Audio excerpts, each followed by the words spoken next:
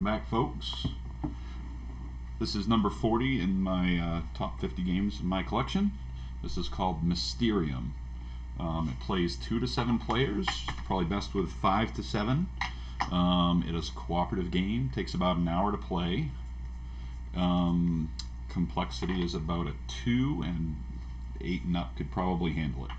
This game, I'll get into the whys in a minute, but this game will replace Clue. Clue is the a staple in everybody's closet. This is the Clue replacer, because it essentially does the same thing, but in a much more fun and interactive way. So one player is the ghost, and they will be hiding behind their divider there, and on their little hiding board there are locations for each of the players where they'll put the card that represents the person, the location, and the item, the weapon, just like Clue, that they are trying to relay to the player of that color. So the blue player will have their own person, place, and weapon. The red player will as well. So they have 7 hours to find out to figure it out. The players who are not the ghost are essentially mediums or visionaries or guests, just trying to figure out this murder mystery. And the ghost is giving them hints in forms of dreams or visions. So how do they do that? Well, the ghost player will have a hand of 6 cards, and they're all this abstract art. Like this one is like cup. I don't know if you can see that. How about this one over here? Yeah, it's like cupcakes and pots and pans floating, and there's power lines in the background at night. Just weird stuff like that. So the ghost will look at their cards and say, okay, I want to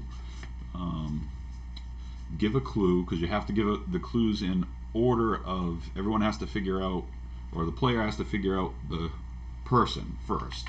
So on the board, you set up the board beforehand, there are pictures of, depending on the number of players and how tough you want the game to be, is how many you put out. I've set out 4 here. I've got the postman, the police officer, the teacher, and the nun. So I'm looking at my cards here, and I'm saying, okay, well, that kind of looks like a church, and they can hand more than one card.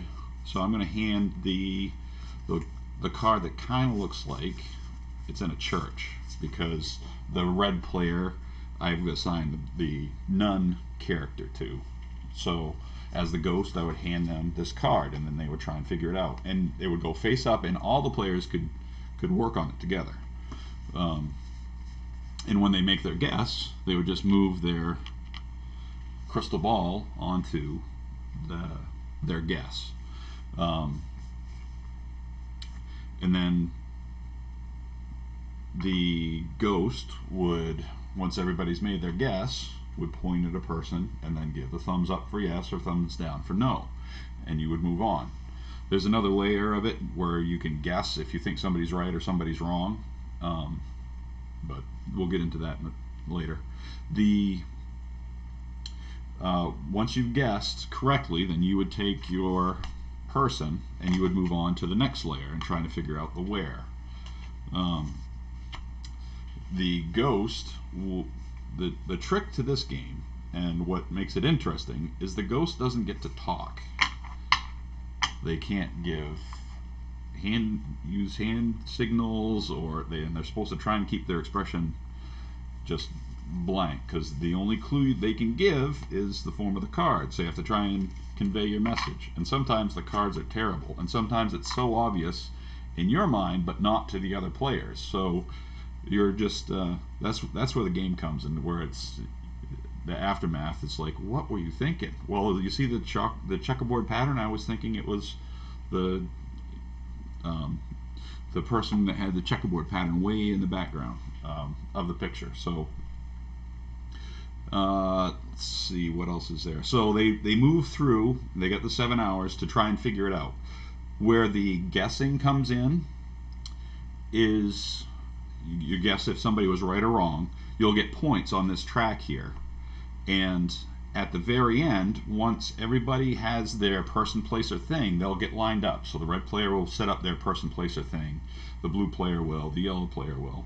And then they will. Only one of the dreams was correct. So the ghost will select which one was correct, and then they will get one last chance to pass out up to 3 cards. Now, depending on how far along this track is how many cards you get to see before you have to make your guess as a player. So if you only got a little ways up, you only get to see one of the cards, and so they'll give the card out, and you'll have to. It could be for the person, the place, or the thing, but they're separated into the 3 people. So you're like, okay, so this goes to here. Say it was the nun that did the murder. So I would have to give a clue for the nun and where they did it. Was it the bathroom or the bedroom or the library? And then what the weapon was, using those 3 cards for the whole group. Then once everybody has made their guess, they'll put their crystal ball on the stack of which one they thought. It'll be revealed, and as long as one person, the winners are the ones that get it right. Takes less than an hour. There is a sand timer that you can use. Once everybody around the table has their clue, then you're supposed to start the sand timer. I don't think we've ever used this because usually people can figure it out simple enough, or they've made their guess. You break it out when people are taking too long. So yep, that's Mysterium number 40. Great for Halloween, a Halloween game, and it's good to have a little spooky background music playing as well, just to add a little more tension. Yep, and that's, like I said, number 40. Stay tuned for 39 for the kids.